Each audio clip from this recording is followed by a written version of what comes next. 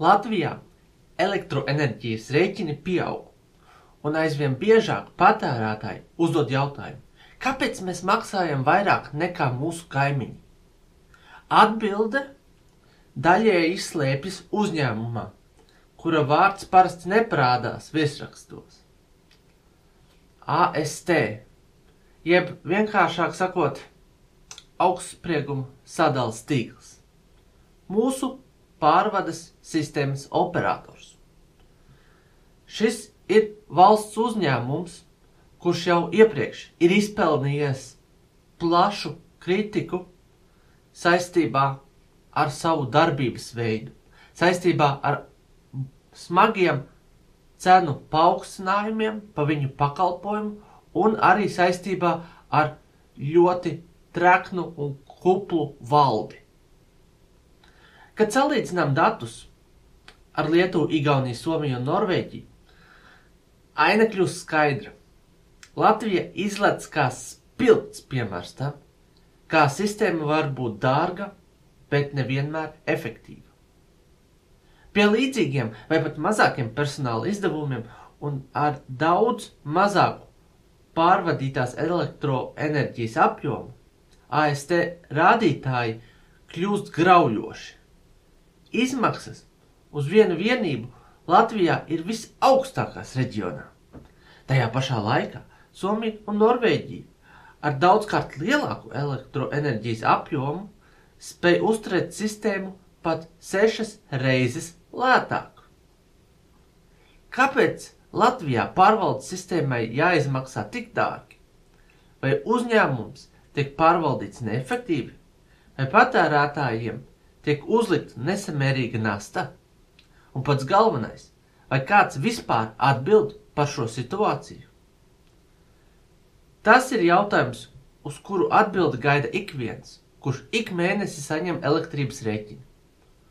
Jo kamēr pārējās valstis spēj nodrošināt efektīvu un pieejamu pārvaldes sistēmu, Latvija atkal paliek pēdējā vietā. Un par to maksājam mēs visi. Manuprāt, iemesli, kāpēc rēķins ir tik dārgs, ir augstais korupcijas līmenis Latvijā.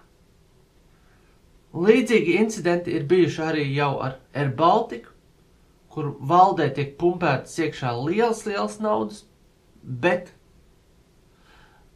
pats Air Baltica strādā ar zaudējumiem. Un vienlaikus valde dzīvo uz urā. Tātad valsts piemaksā par to, lai kaut kādu smalka, neliela cilvēku grupa varētu trekni uzdzīvot. Un izrādās, Air Baltica nav vienīgais variants.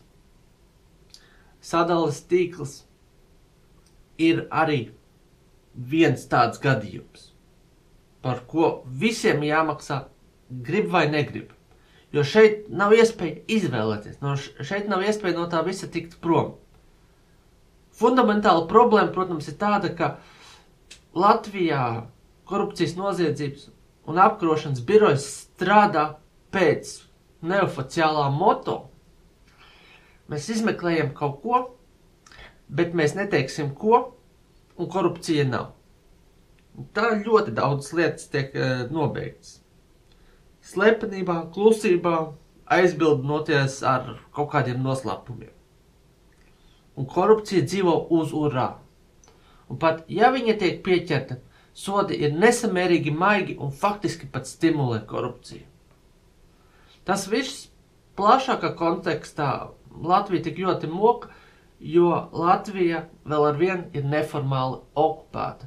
Formāli viņa ir neatkarīga, formāli viņa ir brīva, bet neformāli viņa vēl ar vienu ir okupēta, un valstī vēl ar vienu būtiska ideoloģiskā ietekme ir marksismam, ļeņinismam, aivarismam.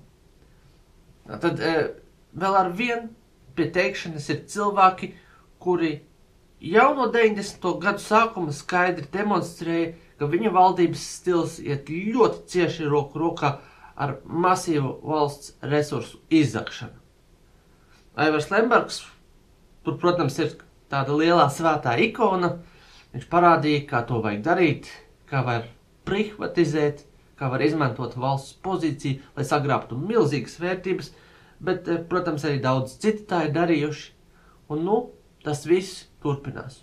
Un šeit mums ir katru mēnesi maksājot elektrības rēķinus, šādu sistēmu jāatbalsta.